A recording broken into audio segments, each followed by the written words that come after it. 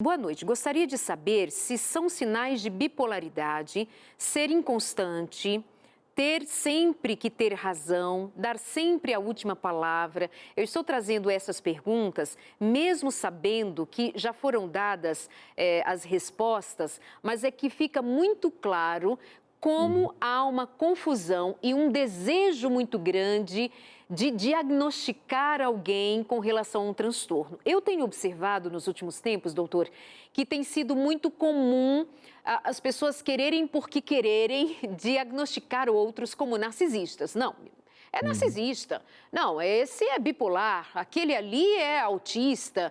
E a gente, talvez, por termos hoje mais facilidade de termos acesso às informações, mas são informações muito rápidas, muito recortadas, muito limitadas, onde não há um aprofundamento e a gente acaba confundindo as coisas. E quer ver, então, continuando a descrição feita por quem nos pede para esclarecer.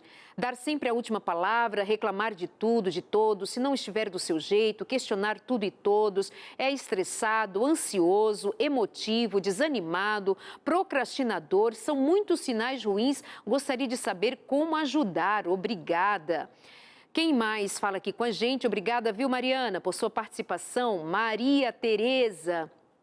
Um abraço para você, obrigada por estar com a gente aqui no consultório de família. A Rose diz assim, doutor, fui diagnosticada em 2005, sofro com esse problema. Apesar de tomar remédio, eu sinto os efeitos da bipolaridade. O que fazer? Essa é uma questão muito comum, né? Primeiro, respondendo a primeira telespectadora que mandou a mensagem. Uhum. Olha só, pode acontecer na fase de ativação do transtorno bipolar, que a gente chama de mania ou hipomania. Essa é aquela fase que o cérebro fica muito ativado, que a gente conversou, da pessoa ter algo chamado de senso de razão aumentado. Aí ela realmente fica mais arrogante, talvez, mais grandiosa, ela fica de uma maneira onde que só a opinião dela vale, ela fica diferente do que ela habitualmente é. Isso daqui é que vai te dar a dica. Por quê? Porque existem pessoas que realmente têm o senso de razão aumentado, mas ela sempre foi assim. Você pergunta para a mãe dele assim, ó, na adolescência ele era assim, sempre queria ter razão? Sim, ele era assim. E com 20 anos ele era desse jeito, e com 50 anos ele era desse jeito também. Ou seja, essa é uma forma de ser, esse é um padrão de se comportar. Então, isso é da personalidade da pessoa. Na bipolaridade, não. A pessoa pode ser completamente recatada, inibida, uma pessoa mais tímida, mais quieta e que durante a fase de ativação da bipolaridade fica assim grandiosa, fica assim arrogante. Mas olha que é uma quebra do padrão, é uma quebra do comportamento. Por isso que não tem como você dar o diagnóstico só olhando assim.